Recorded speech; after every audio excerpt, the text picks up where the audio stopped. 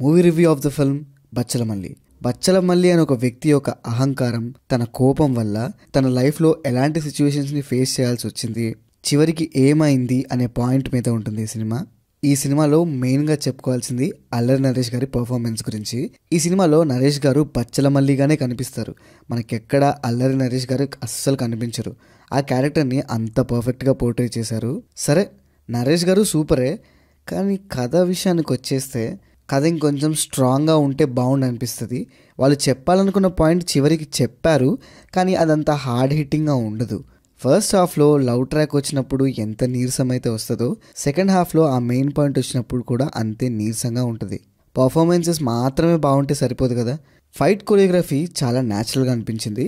అంటే సినిమాటిక్గానే ఉంది, అలా అని చెప్పేసి ఓవర్ లిబర్టీ తీసుకోకుండా కొంచెం గ్రౌండెడ్గా తీయడానికి ట్రై చేశారు. ఫైట్ సీన్స్ చాలా బాగున్నాయి. మ్యూజిక్ కూడా కొన్ని చోట్ల చాలా బాగా ఉంది, కొన్ని సీన్స్ని బాగా ఎలివేట్ చేసింది. నరేష్ గారు ఫైట్కి రెడీ అయ్యే ప్రతి సీన్లో వచ్చే బ్యాక్గ్రౌండ్ స్కోర్ ఆ ఒక పర్టికులర్ సీన్ ఇంపాక్ట్ని చాలా వరకు పెంచిందని చెప్పాలి. ఈ సినిమాలో పర్ఫామ్ చేసిన వాళ్ళందరూ చాలా బాగా పర్ఫామ్ చేశారు. మెయిన్గా నరేష్ గారితో పాటు హరితేజ గారు కూడా బాగా చేశారు. తన క్యారెక్టర్ ఎక్కువగా ఉండకపోయినా కొంచెం మంచి ఇంపాక్ట్ ఉన్న క్యారెక్టరే. అమృతి అయ్యర్కి రెగ్యులర్ హీరోయిన్ రోలే ఉంది, తనకి ఇచ్చిన రోల్లో తను బాగానే చేశారు. అండ్ రావు రమేష్ గారు కూడా బాగానే చేశారు. పర్ఫార్మెన్సెస్ వైజ్ ఎటువంటి కంప్లైంట్ లేదు, కాకపోతే సినిమాలో ఉన్న కొన్ని సీన్స్ అండ్ స్టోరీ వల్ల మనకు కొంచెం కంప్లైనింగ్గా అనిపిస్తుంది.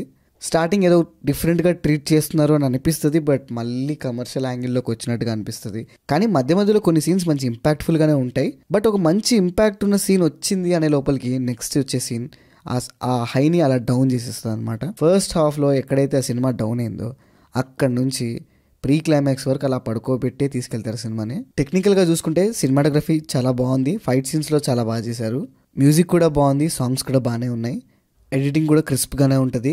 టైం కూడా ఎక్కువ ఏం తినలేదు, మ్యాక్సిమం తొందరగానే అయిపోతుంది సినిమా. సౌండ్ డిజైన్ చాలా బాగుంది అండ్ కాస్ట్యూమ్స్, మేకప్ కూడా న్యాచురల్గా ఉన్నాయి. ఓవరాల్గా చెప్పేది ఏంటంటే పర్ఫార్మెన్సెస్ ఫైర్, కాకపోతే సినిమా స్టోరీ అండ్ కొన్ని సీన్స్ మాత్రం flower. So this is Pranav signing off team cinema picture.